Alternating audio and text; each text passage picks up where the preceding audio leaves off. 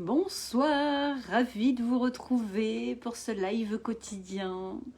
J'espère que vous allez merveilleusement bien, que vous avez passé un super week-end, bien ressourcé, bien vitalisé. Par chez nous, il y a eu pas mal de soleil et waouh, ça fait du bien.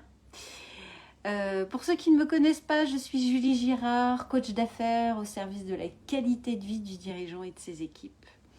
Et donc je partage ici dans cet espace une prise de conscience quotidienne dans l'idée de la partager avec vous et puis de la faire vibrer et résonner. Aujourd'hui, on était parmi toutes nos activités, une activité qui nous a emmenés au Parc Floral où il y a un salon. C'était le dernier jour d'un salon qui s'appelle Marjolaine, qui est un salon autour du bio. Et c'est un salon dans lequel j'avais envie d'aller parce que c'est là où nous sommes tombés en amour avec mon chéri il y a 18 ans maintenant. Et du coup, c'est voilà, un salon qui a un petit côté sympa. C'est là-dessus qu'on s'est branchés tous les deux. En tous les cas, ces valeurs qui sont super fortes pour nous. Cette dimension de nature, de santé au naturel, de consommation au naturel. Et voilà, j'aime bien justement dans cette énergie-là revenir dans des lieux que j'ai fréquentés plusieurs fois pour voir un peu comment ces lieux évoluent. Coucou Laetitia. Et j'espère que tu as passé un super week-end. Et à un moment donné, c'était intéressant. On s'est arrêté sur un stand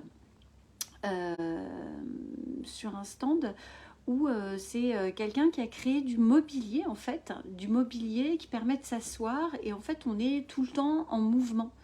Parce que dans notre nature d'individu, et c'est vrai, quand on regarde les enfants, c'est tellement ça, on a tout le temps besoin de bouger. Ce qui crée des tensions, des crispations, et d'ailleurs on le retrouve dans les approches psychocorporelles, notamment le yoga, c'est en relâchant le corps qu'on relâche la tête.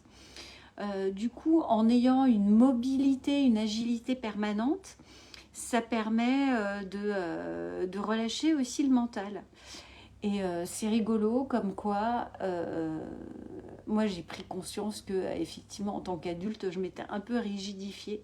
J'ai vu mes enfants tout de suite, ils ont essayé tous les fauteuils, tous les sièges. Il y en avait un qui était complètement design, qui est où on peut être à plusieurs, mais alors dans des postures très comment pourrais-je dire, pas sportives, mais assez atypiques, assez originales. Et là, le créateur était juste subjugué de voir nos enfants qui se mettaient à plusieurs, qui s'enchevêtraient, et je me disais, mon Dieu, mais c'est vrai, quelle dextérité, quelle lâcher prise, quelle agilité. Et je voyais ma fille qui faisait des acrobaties dessus.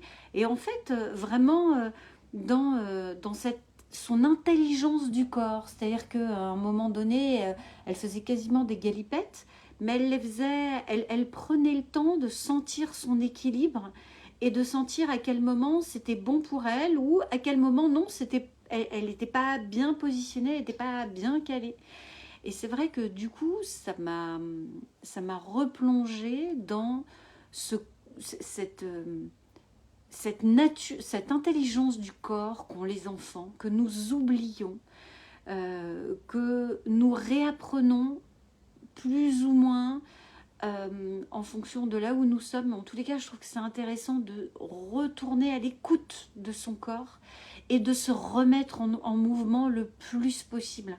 C'est vrai qu'on a pris l'habitude, surtout pour ceux qui travaillent dans des bureaux, en mode parfois télétravail, de s'enfermer dans des environnements où finalement on se fige, on est assis.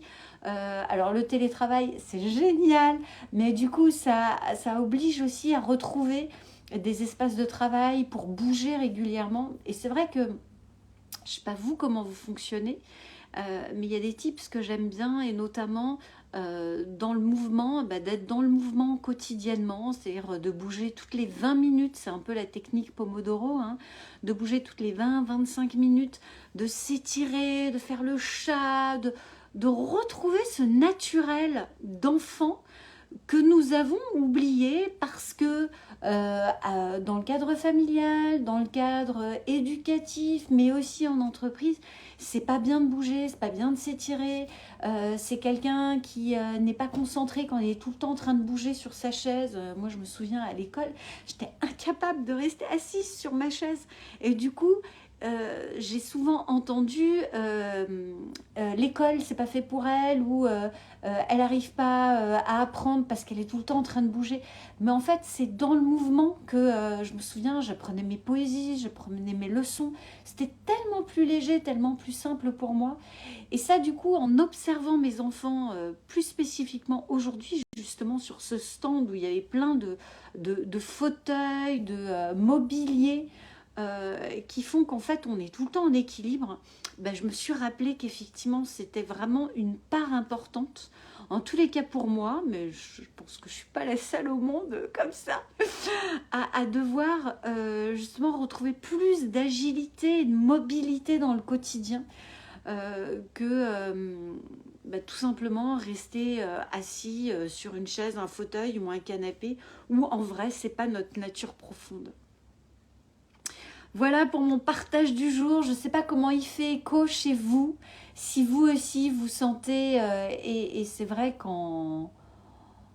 alors je trouve le bon terme pour valoriser notre évolution dans la vie, je ne vais pas dire en maturant, je ne sais pas si ça se dit, mais en grandissant, voilà, hein, c'est plus sympa que en vieillissant, mais en évoluant justement de garder cette agilité physique, cette dynamique physique, et de se rappeler qu'en fait notre nature profonde, c'est une nature qui, nous sommes faits pour bouger, nous sommes faits pour être des êtres de mouvement, des êtres de dynamique, et ça c'est super important de se rappeler ça, et merci pour ça, merci à nos enfants, merci aux enfants de nous rappeler notre nature profonde.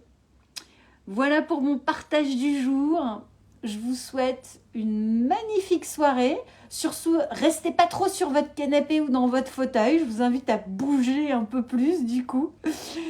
Je vous souhaite une magnifique soirée. Merci à vous de prendre ce temps, de vous arrêter, d'écouter, de laisser résonner, de vous dire tiens, intéressant, et effectivement ça fait écho à, ou tiens, ce serait intéressant qu'effectivement je me bouge un peu plus dans mon quotidien, dans mon cadre professionnel. Je serais vraiment ravie de lire vos commentaires, savoir comment ça fait écho chez vous. Je vous souhaite une magnifique soirée et puis je vous dis à demain. Bye bye.